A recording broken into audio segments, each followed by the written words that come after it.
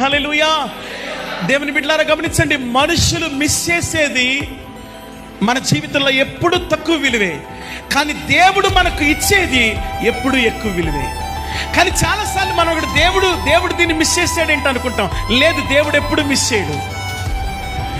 దేవుడు మనకిచ్చేది ఎప్పుడు అత్యున్నతంగానే ఉంటుంది. ఎందుకంటే ఆయన అత్యున్నతుడు కనుక. దేవునికి స్తోత్రం చెప్పండి గట్టిగా. ఆయన ఇచ్చేదైనా, ఆయన నేర్పేదైనా, ఆయన పెట్టేదైనా కదా.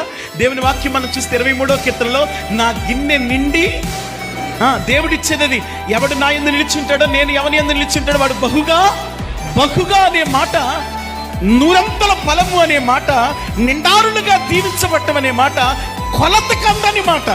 కొలతకి ఇవ్వలేము, దానికి ఒక హద్దు లేదు. ఆయన ప్రేమే ఆశ్చర్యమైన ప్రేమ, ఊహకందని ప్రేమ. దేవునికి స్తోత్రం చెప్పండి గట్టిగా చెప్పాలి. హల్లెలూయా, హల్లెలూయా.